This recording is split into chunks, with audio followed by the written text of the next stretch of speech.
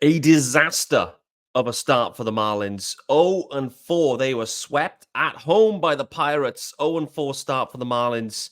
Pitching couldn't go deep enough. Bullpen, couple of blown saves in there. And the offense, okay, but sputtering. All the talk, mainly off the field. We've got boos, too many boos. Avisel Garcia losing his mind. We've got roof open, roof closed. Drama already. We've got guys being DFA'd. We've got the bullpen merry-go-round. We're only 4 games in, and the chaos has ensued. We love the drama as Marlins fans, and this is Locked On Marlins. You are Locked On Marlins, your daily podcast on the Miami Marlins. Part of the Locked On Podcast Network, your team every day.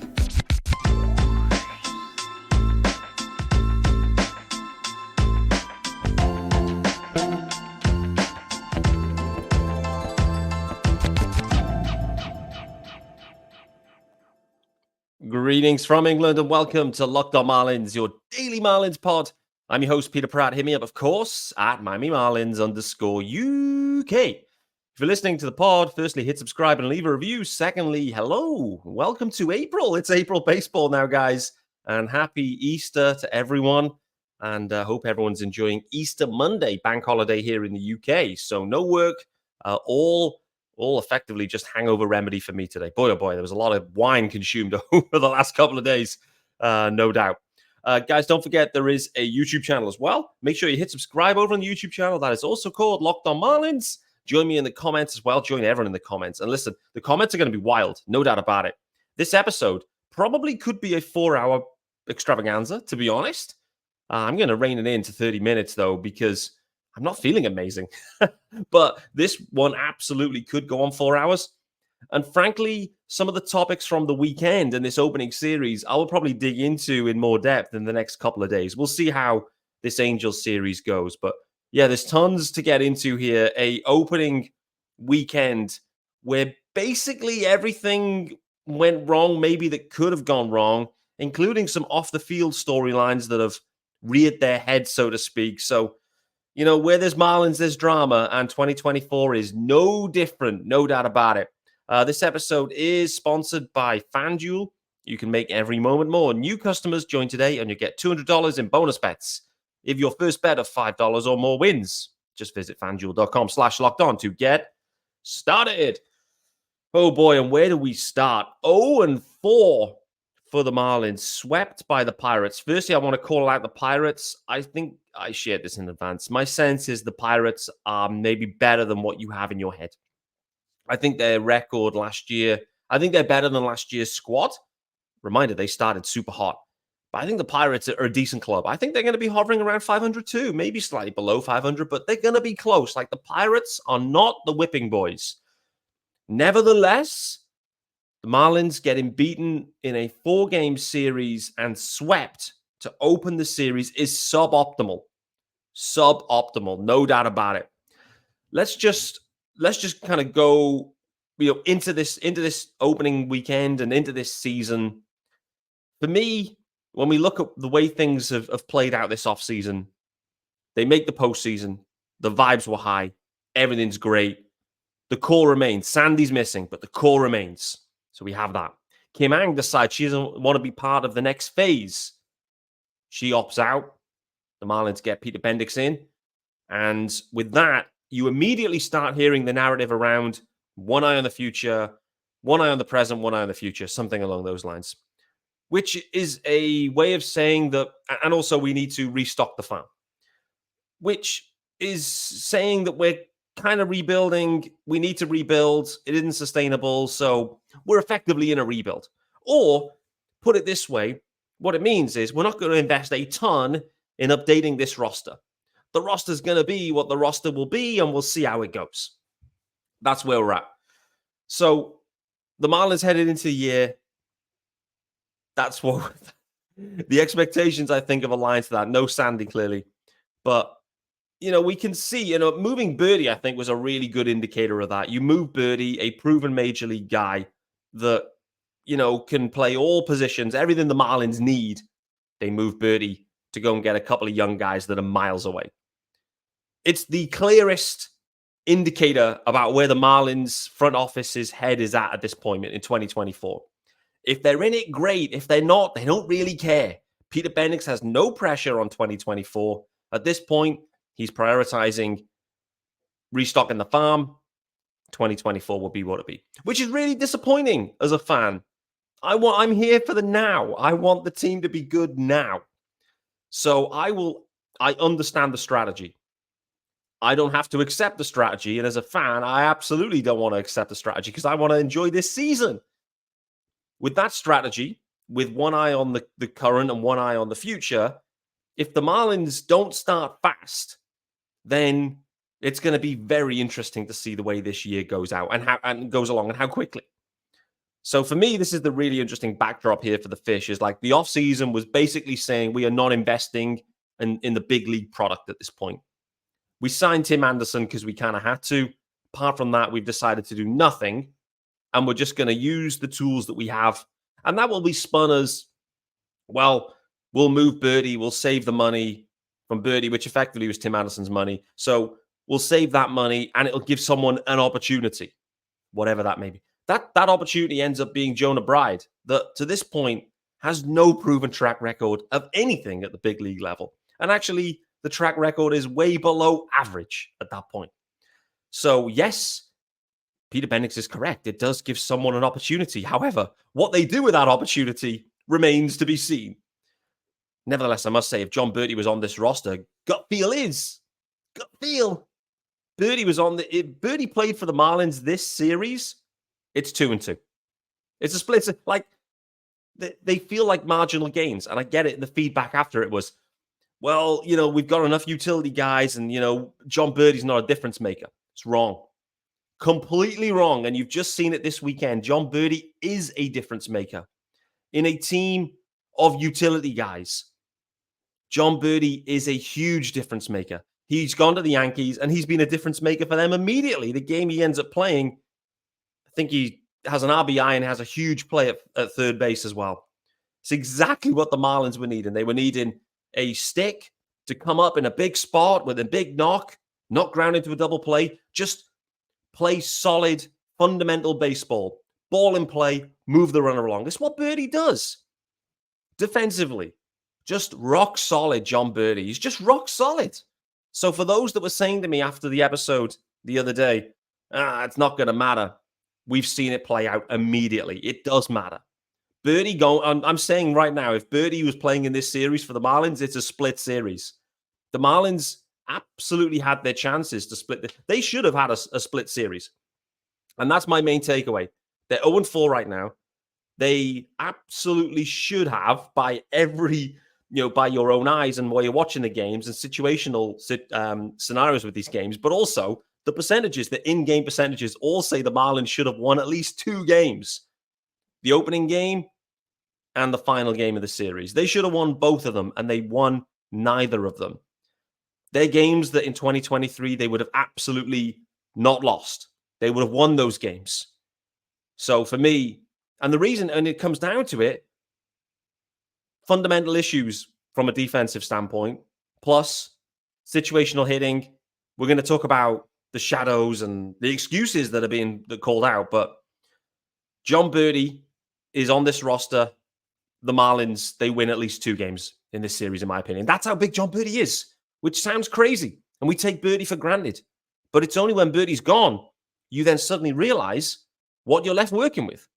You're left working with Vidal Brujan that can't hit anything. His defense may be okay, and he can steal a bag if you ever get, but Brujan's not a hitter.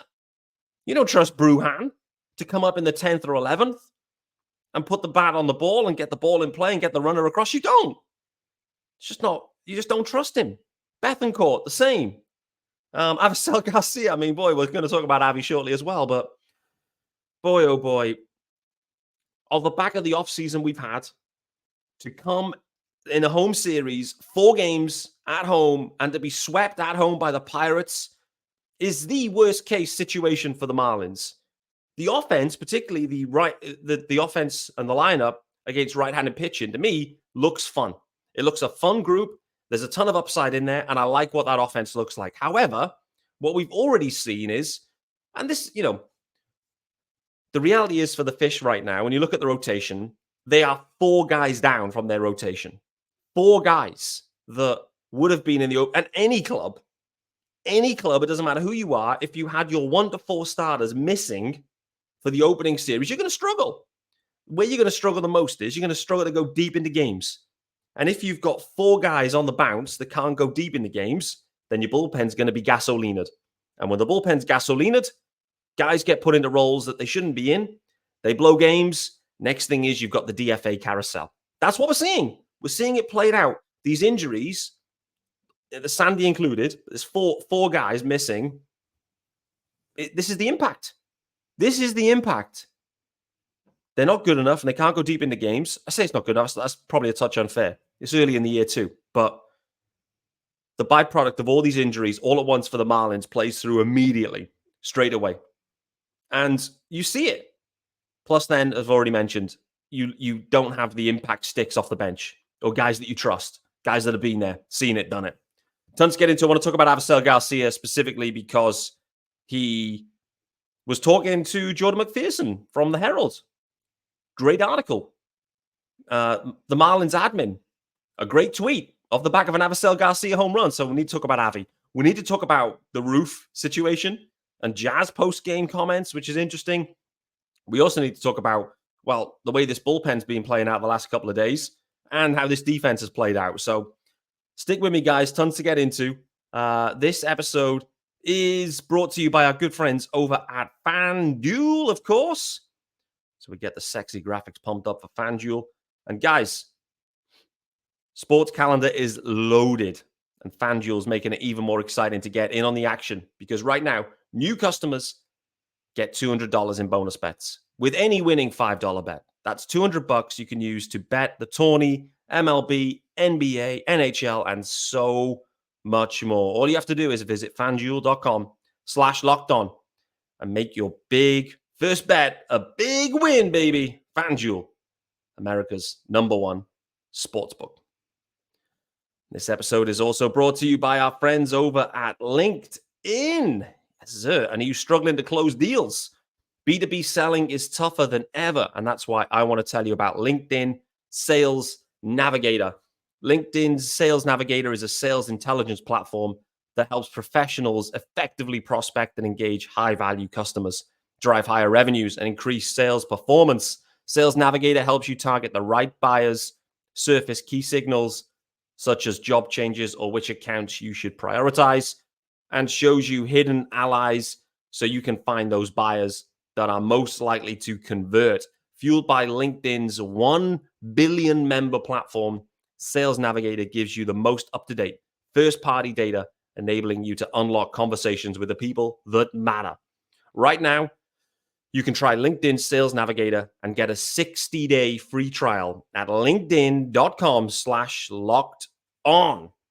That's linkedin.com/locked-on for a 60-day free trial. Let LinkedIn Sales Navigator help you sell like a superstar today. Just go to linkedin.com/locked-on. Get started. All right, guys, back here with me, Peter Pratt, on Monday, the 1st of April. We are into April now, guys. March is in the past, in the rearview mirror. Thank God, the Marlins with an 0-4 start, a disastrous start. In terms of the record anyway, in the standings, the Marlins absolutely did enough to win at least 2 games. They were a John Birdie away, in my opinion, from winning 2 games. They were a couple of relievers away, or a couple extra innings worth of starts, or a couple fewer walks from AJ Puck. I don't know. Nevertheless, the Marlins had their chances, but they couldn't convert any of them. 0-4 to start the season, one of the worst starts in franchise history. Max Meyer going on the mound this evening, taking on the Los Angeles Angels of Anaheim. So we'll see how that goes and see if they can finally get things going.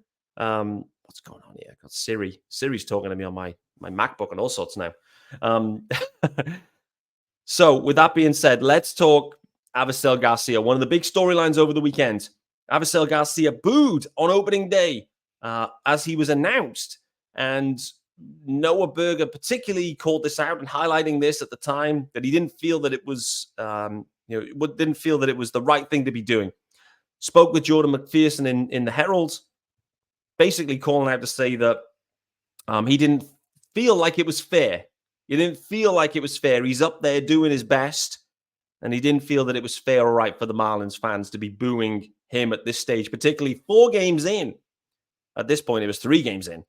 So does Avi have a point? Well, one thing he did do was answer back the critics in some ways with an opposite field home run in Sunday's game. It was a big knock at the time, big knock for Avi. And the players responded in a way.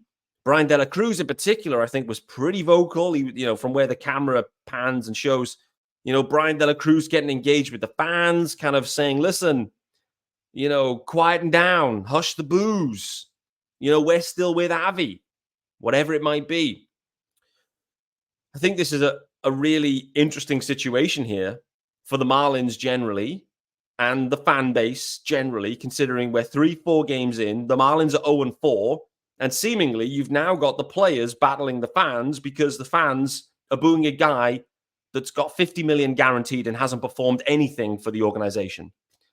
It's a bit of a weird situation, to be honest with you, but one that is pretty distasteful in many senses. One I'm pretty concerned about because, firstly, I understand. I am sympathetic to Avisail Garcia not wanting to be booed. Sports stars, particularly ones that, listen, Avi was paid to be a big stick for the Marlins. And he wants to do well, clearly. You assume. The assumption is he wants to do well, clearly. Sports stars, guys like this, they're used to being loved. They're used to receiving all of the support in the world. They don't often, particularly guys like Avi, that's probably had a decent career. They've never experienced this before, maybe ever in their careers. So for Avi, it won't feel nice. And I get it. And no one wants to be booed by their own supporters after 3 games of a season. Completely get that. However, on the flip side, if the Marlins fans feel the need to boo Avisail Garcia, then so be it. And the reason they're booing Avi is not really because of Avi at this point. The reason they're booing him is that he hasn't earned his spot on the roster. His spot on the roster is there because of the money he is guaranteed. And that's it. That's what frustrates fans, where we want to see the best guys on the roster. And Avisail Garcia, to this point, hasn't been one of them guys. He hasn't earned this spot. He hasn't earned it. And that's the problem that the Marlins fans have. They're booing Avi because they're booing the decision to not make the right decision and move on. Maybe that isn't the right decision. Maybe things will turn around with Avi. But it's a bit of a tricky conundrum.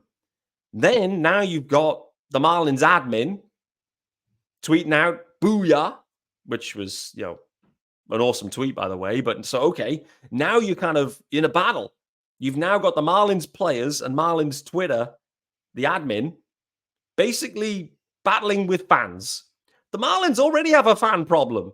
And what they're trying to do now is go into war with the fans that they have in the ballpark. I mean, boy, oh boy, what a disaster this is. What a disaster. And it's all of the Marlins' own making, to be honest with you. This isn't the fans' fault. And the fans can do what they want. I'm a fan, and I can do what I want, to be honest. And if I want to boo Avisail Garcia, then I will. Avisail Garcia, he took the money with the Marlins. He doesn't care about the Marlins generally. He doesn't.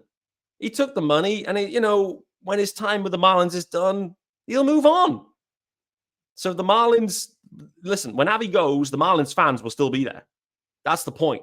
I'll still be here. Whether I'm hosting this show, I don't know. Nevertheless, I'll still be a fan of the Marlins long after Avi's gone. So this is a really interesting subplot very early on where you've got a hugely underperforming, overpaid guy crying out because he's getting booed. Listen, it's a bit like these pitchers going crazy because someone pimps a home run. And it's like, well, the unwritten rules. You know what everyone's answer to that is? And the answer is always the same. Pitch better. And the same could be said to Avi. Avi, if you don't want to be booed, my man, Play better. Show us something. Show us anything. Avi, that's all we're asking for. Show us something. One home run will not cut it. It will not. Because there was multiple grounded to double play. Like, that's Avi all over. As soon as he tries to go pull side, it's a weak grounder to third base region. That's just what we've seen. The only success he does have from limited times is when he goes kind of opposite field and shoots it through. That's about it. As soon as it's pull, it's weak contact into the ground, and it's an out. Boy, oh boy, this Avisel Garcia relationship has been a complete disaster all over. I want him to do well because, frankly, he's on the roster, so we need him to do well. His role is pretty well defined at this point. He's in a short side platoon with Jesus Sanchez, which is what I expected. He'll be pinch hitting when required, now and again. What that means is, and this is the tricky thing for Avi now, if all you're doing is hitting on the short side platoon and pinch hitting, when you're pinch hitting, you're going to be hitting in like high leverage spots. So each at bat, you're coming in cold and it's going to be each at bat. There's a lot of pressure on. Can Avi handle it? I don't know. Either way, I get both sides of this picture. Avi doesn't want to be booed, but the Marlins fans absolutely can boo him. And the organization generally, like, do they really want to go to war with the fans? I don't think they should be. I don't think they should. Let's talk about the roof. Let's talk about the bullpen, because that's where there's been a lot of action, a lot of necessity as well. Let's talk about the rotation as well. So tons to get into. Before we do that, final ad of the day, and it's our good friends over at Amazon Fire TV. Yes, sir. And you got the sexy graphics for these guys too. And Fire TV is your destination for sports, from live games to highlights to in-depth analysis. Fire TV offers amazing viewing experiences with smart TVs, as well as the Fire TV stick that you can plug into your existing TV that provides access to millions of movies and TV episodes, as well as free and live TV. Whether it's opening weekend for baseball or the college basketball tournament, you're going to want to have a Fire TV. Fire TV recently created Fire TV channels to deliver a constant supply of the latest videos from your favorite sports brands, all for free. That includes all of us at Locked On and most of the big pro leagues and college conferences as well. Fire TV channels let you dive into all of the game analysis, highlights, and more to keep up to date on all the latest in the world of sports. March Madness, NBA, MLB, and lots more. Not to mention great news, entertainment, gaming, travel, and of course, those cooking videos. Let it cook. Check out Fire TV channels on Fire TV and Alexa devices. If you haven't checked out Fire TV channels, you should. Trust me on this one. And to learn more, visit amazon.com/lockedonfiretv. All right, guys, back here with me, Peter Pratt, on Monday, the 1st of April. Happy Monday, everyone. 0-4 start, but the Marlins can get their first win on the board against the Angels, and Max Meyer making his Marlins season debut. Absolutely pumped for this one with Meyer. It wasn't the plan, clearly, to have Max Meyer going in the rotation to start the year for the Marlins, but needs must, particularly with all the injuries. We'll talk about the injury situation probably on tomorrow's episode, because there is some positives and there's some kind of negatives in some ways, but health-wise, we're trending in the right direction. Speaking of that, I did want to briefly touch on AJ Puck's start. His first ever start at the big league level. And boy, oh boy, it was pretty much Edward Cabrera 2.0 from 2023. Just, I don't know what happened for AJ Puck, whether it was mental, something went on. I don't know what it was, but it was just crazy. And kind of the funniest thing was, like, Peter Bendix joined the broadcast to do like half an inning's worth of conversation. I don't think he even saw one out. He saw a ton of walks, and the changeover for when Peter Bendix exited the broadcast was when they had a pitching change. That's how long that inning went on and how labored AJ Puck was with all the walks. But man, oh man, after a stunning spring for AJ Puck, that was hugely discouraging, because was it mental? This is the only thing I can think of, is that AJ Puck literally mentally broke down. We'll wait and see. We're going to see that in the next, we're going to see this week. Was it just nerves? Did the nerves just take over? I don't know. It's kind of crazy considering AJ Puck worked in super high leverage spots last year. So for the command to completely disappear as it did was just crazy to watch. There were 3-0 counts, and there were balls that were so high up in the zone, like on a 3-0 count. Like normally you throw a 3-0 count, you can throw it anywhere near the zone, and it's going to be called a strike. AJ Puck completely lost it. Crazy to see. Crazy. Luzardo, I must say, and I spoke about this after on Friday's episode. Luzardo had a nice start. AJ Puck, obviously, a disaster of a start. Ryan Weathers, whilst I didn't see a ton of that start specifically, as I was drinking way too much wine, but the reports was okay. The Pirates hitters took him into a lot of deep counts. Obviously, only got through 4 innings. But for me, with Weathers, I've been encouraged what I've seen through spring. I'm encouraged really what I heard in this start. Like, this is Ryan Weathers, guys. We weren't expecting Weathers to be in the rotation. I think he could be a really nice piece this year for the Marlins. Trevor Rogers then as well. Like Trevor, he was definitely let down on the defensive side yesterday. And again, this is one of the big issues. It's one thing that Eli's been calling out pretty much headed into the season. I'm worried about the Marlins defense. This club is all about pitching and defense. It's built on its pitching and its defense in theory. Mainly it's pitching, but they kind of go hand in hand, pitching and defense, right? And boy, oh boy, the Marlins defense has been poor. It's probably worse than poor, to be honest with you. For those, that listen to this show regularly and the everydayers, they'll know my feelings about Brian De La Cruz, that, I think Brian De La Cruz, if they want to stick in the lineup, it should be as the DH, because in left field, he is not good. On the bases, he is not good.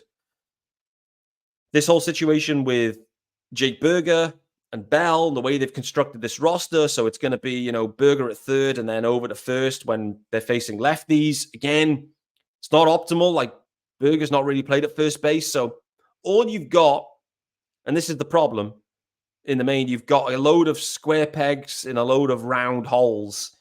And what happens in the clutch moments, the big spots, when you've got square pegs and round holes, it breaks down. It breaks down, and that's the problem. These little moments are where you lose games.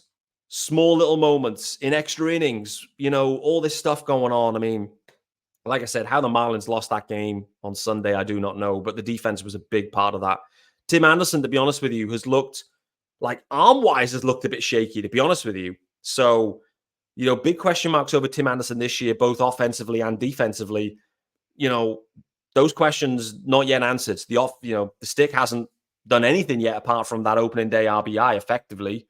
And defensively, there's some question marks. So, man, oh man, the defense hasn't looked good. The bullpen has been, again, the problem is the rotation. They're not going deep into games. The bullpen's being asked to do a lot early. Brian Hoeing, I must say, over the weekend in that puck start was immense. Declan Cronin, we've seen, like, he emerged all of a sudden. Declan Cronin options. The Marlins then bring up Vladdy Gutierrez. He's already been DFA'd after, a pretty decent outing yesterday, to be fair. I know he gave up a home run, but again, Gutierrez asked to do a lot. Sixto, again, asked to do a lot. Didn't really deliver. Andrew Nardi, after that one inning where he came in and just put the fires out, after that, he's been absolutely putrid. We saw none of that from Nardi. If the Marlins bullpen, I mean, I've spoke about it so many times on this pod over this offseason. If the pen isn't nails, this team's dead. This team is dead because the pen is was the heartbeat of the Marlins in 23. And if the pen is significantly backwards, which right now it looks like it is going to be, this team's dead. What I mean by dead is it's going to be nowhere near the postseason. Is it too early? Yeah, it probably is. Probably too early. It is too early to make that kind of knee-jerk reaction. 0-4 though, and the manner of the defeats, definitely not optimal. So the bullpen, the Marlins just need to get in their groove. They need to get the starters going deeper into games, and the bullpen just needs to slot into its groove. People find their roles, things work out. But it doesn't help when already you've got the roster carousel happening. Cronin's optioned. He looked like a nice piece, but he's optioned because you need another arm. Gutierrez comes up. He looks like a nice piece, but he's optioned as well. No, he's DFA'd. Then you get another guy in. Who knows what Ken Emmanuel can do? You've then got this dude, Birch Smith, on the roster, who to me doesn't look like a big league arm. So everyone's looking around going, what the hell's going on? And if meaningful innings need to be thrown, who's throwing them? Boy, oh boy. It feels like it's only the 1st of April. This podcast feels a bit ranty, but we're 0-4. We're 0-4, having somehow lost 2 games we should have absolutely won. Let's briefly talk about this roof open situation with Jazz. Firstly, what I want to say is I understand, again, where Jazz is coming from. We're talking about the shadows. If you watch those games, I watched the game yesterday in full. You start the game, it looks glorious. And straight away, within an inning, batter's already in a shadow. Shadows get worse and worse progressively throughout the game. I completely get it. I know what Jazz is saying, and it just is what it is. It's not optimal because it clearly isn't optimal if you're in shadow and the pitches in light and whatever it might be. I get it. But at the same time, both teams have the same issues. No one's whinging about that.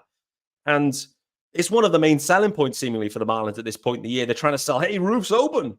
They've done this the last couple of years where they try to like hammer a couple of roof open games like really early, and then that's it. Like, as fans, we're clamoring for this roof open, seemingly. But I'm not sure if it's the fans clamoring for it that are actually going to the games. Like, is it fans getting pumped about the roof open that never actually go to the game? Like, the ones that go to the games are like, man, close the roof. The experience is so much better in that climate-controlled situation. So I don't know. Tell me, if you go to games regularly, what value does the roof open add? Tell me, let me know, because clearly I don't know. I'm not there. So I'd love to know, people that are clamoring for roof open, do you actually go to the games, or is it just because it looks aesthetically good? And it does look aesthetically good, no doubt. But, you know, is it one of those where the Marlins are trying to do something that no one actually wants? The players don't want it because the heat, the shadows, these issues. And the fans are like, well, I'd much prefer the roof closed because it's climate controlled. It feels good. My beer stays cold. I'm happy. I'm not getting attacked by bugs. So let me know. Anyway, the roof's back open today. So Jazz calling it out. Can't see. We can't see late into that game because there's too many shadows, etc., etc. I get where he's coming from. At the same time, it does feel, it's the type of thing that you have that comment, you have that discussion like internally. You kind of call out and going, guys, listen, as players, I think Jazz is one of the leaders now. If this is how they feel, there needs to be that discussion internally to say, listen, the roof open is a real hindrance for us. So I recommend we have it closed and look to see if you can internally negotiate around that. I don't know who makes the decisions around whether the roof's open or roof closed. I don't know.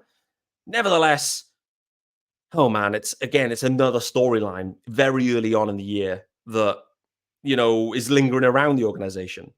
And, all at this point, what we're looking for is clean ball. It's clean ball, winning baseball, just getting the fundamentals going. Really, what we're looking for is birdie ball. Birdie, this is going back to the start of the pod. It's the value he delivers. Nevertheless, the Marlins 0-4 start. Avisail Garcia was booed continually. That included a couple of grounded to double plays, by the way, in certain games. But he answered back with a home run. Let's see what leash Avisail Garcia has. The rotation, it just needs to go deeper into games. However, Max Meyer going this evening. Max Meyer, it's unlike like his pitch repertoire and the history tells us Max Meyer is not going to go deep into this game. This is going to be another 5-inning start max for Max. I'm excited to see Max because, again, for those listening, you've probably got the sense from me that I'm not fully sold on Max as a big league starter. I want to see it. I buy with my eyes, and I want Max Meyer to sell it to me.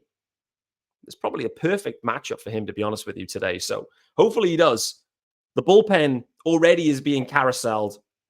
Tanner Scott's looked a bit shaky. Nardi's looked shaky. The leverage guy's looking shaky. Effectively, the whole pen is looking shaky other than Declan Cronin, who's been optioned.